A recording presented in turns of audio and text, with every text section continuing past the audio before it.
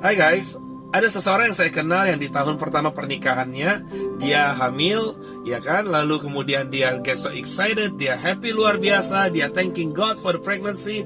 Tapi yang kemudian dalam 2 bulan kemudian dia alami keguguran, dia harus hadapi fakta pahit bahwa itu gagal. Dan dia menjadi kecewa, menjadi sedih, menjadi down. Tapi kemudian dia coba bangkit lagi, ya kan? Dia tanya banyak orang, dapat banyak referensi dokter, dia cek, dia perbaiki dirinya, perbaiki nutrisinya, kemudian hamil lagi, excited lagi, happy lagi, thanking God lagi. Tapi kemudian dalam 2 bulan kemudian pregnancy-nya gagal lagi, dia alami keguguran lagi, sampai terjadi beberapa kali. Sampai di satu titik dia nggak lagi berani untuk berdiri, bangun dari kasurnya, nggak berani guys. Karena dia takut pada saat dia hamil, ya kan, pada saat dia hamil lagi, dia takut terjadi keguguran lagi. Pengalaman mengajarkan dia bahwa it didn't work. Jadi dia takut, dia coba jaga di kehamilan yang ketiga atau ketiga kalinya kalau nggak salah. Dia nggak berani berdiri, nggak berani jalan, nggak berani turun tangga, hanya di kasur. Tapi you know what? Gagal lagi. Terjadi keguguran setelah beberapa bulan kandungan. Beberapa bulan kehamilan dia keguguran lagi, kecewa lagi, down lagi. Sampai beberapa bulan yang lalu, sekitar 4 bulan yang lalu, dia hamil lagi, ya kan? Dan at this time dia nggak lagi excited. At this time dia nggak lagi bisa terlalu heboh. At this time dia hanya positif, ya udah hamil, oke, ya udah, gitu. Dia nggak berani lagi terlalu bermimpi, berharap tinggi. Dia nggak berani lagi karena dia takut kecewa guys. Pengalaman mengajarkan bahwa it sucks gitu ya, nggak enak rasanya gitu loh. Tapi puji Tuhan hari ini usia kandungannya masuk ke usia 4 bulan. Perkembangan janinnya sehat, ya kan?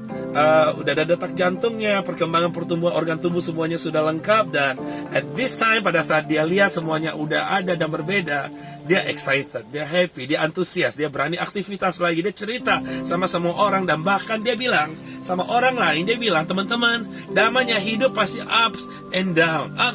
Tapi jangan sampai pada saat kita down, pada saat kita gagal, pada saat kita mengalami kekecewaan, kita menjadi takut untuk berharap lagi. Jangan sampai kita menjadi takut untuk bermimpi lagi.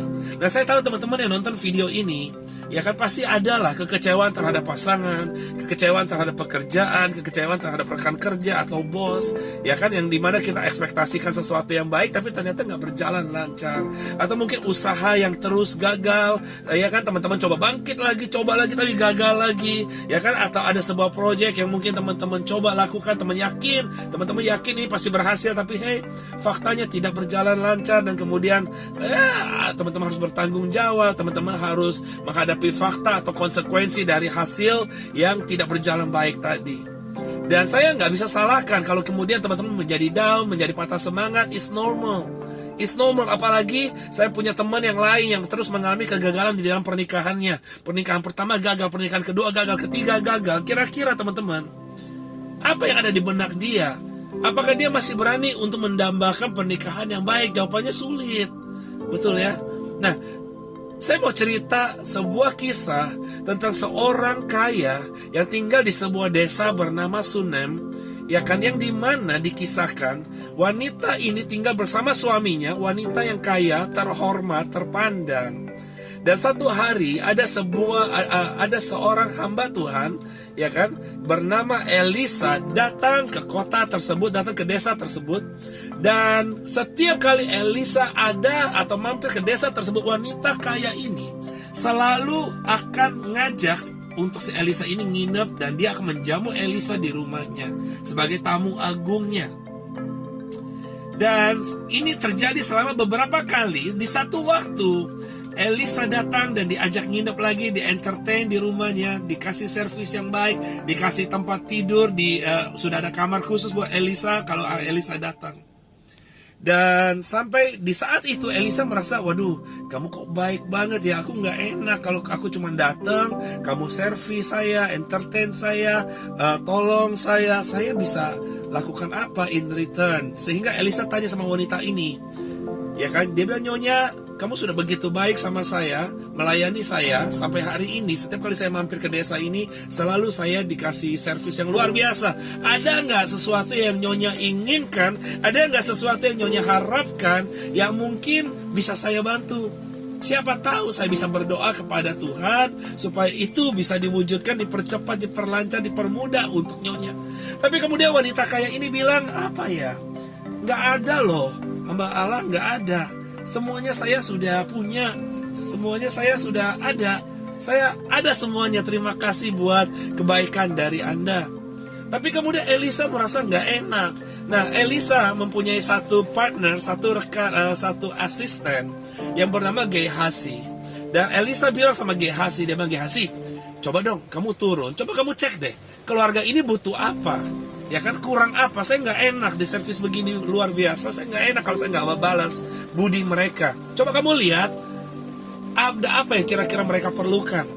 Gehazi pun turun dan dia keliling, dia perhatikan keluarga ini, dia perhatikan rumahnya. Dan kemudian Gehazi bilang, Elisa, sepertinya saya melihat ibu pasangan ini tidak memiliki anak. Tidak memiliki anak. Disitulah Elisa tahu. Namanya teman-teman, dambaan orang yang menikah adalah punya keturunan, adalah punya anak, ya kan? Tapi setelah sekian belas tahun menikah tidak punya anak, semua orang, Elisa khususnya, dia mengerti. Pasti ada momen-momen di mana mereka merasa punya harapan, berdoa, antusias terhadap janji Tuhan. Tapi itu belum terjadi, it doesn't come to pass, belum terjadi, ya kan? Dan kebayang sih kecewanya, kebayang sih setelah sekian tahun lama menikah, jadi takut untuk berharap lagi, bermimpi untuk punya keturunan, ya kan? Nah kemudian Elisa bilang, Gehazi tolong panggil nyonya itu. Lalu kemudian nyonya itu datang, dan Elisa bilang sama nyonya itu, Nyonya, 1 tahun dari sekarang nyonya akan punya anak laki-laki. Nah teman-teman, lewat banyak kekecewaan yang terjadi selama bertahun-tahun, omongan atau profesi atau nubuat dari seorang hamba Tuhan bahwa nyonya ini akan punya keturunan, itu bukan sebuah berita baik sebenarnya.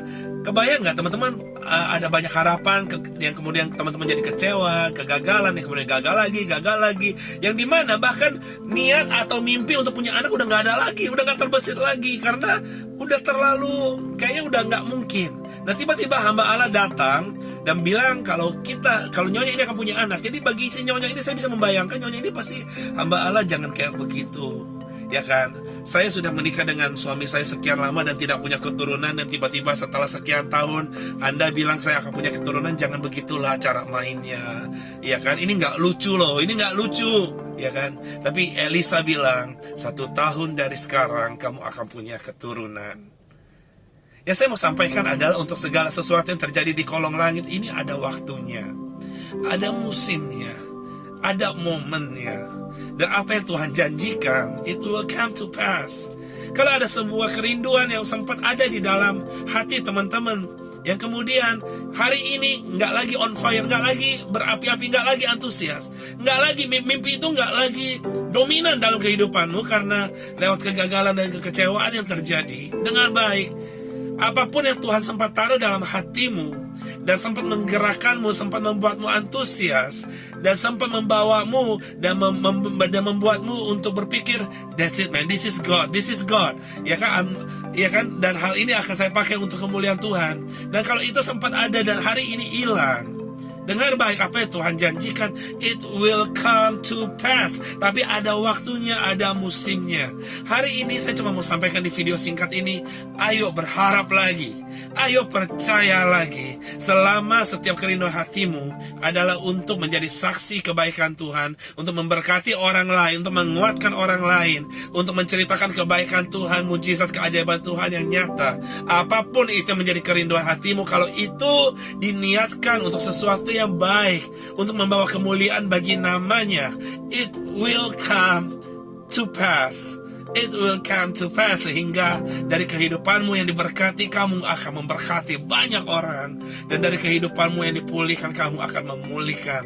Yes, kegagalan ada. Yes, kekecewaan ada. Yes, Mungkin ada banyak hal-hal yang belum berjalan sesuai harapan, tapi pegang janji Tuhan, hari depan yang baik, yang penuh pengharapan. Tuhan siapkan, and Tuhan and God will make sure it will come to pass. Dari saya, Tony Chia, your life coach dari New Life Indonesia. Pastikan kalian follow Instagramnya Tony Chia, TONNYCIA gabung semua.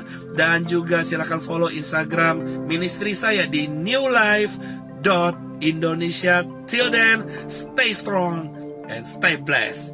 Bye-bye.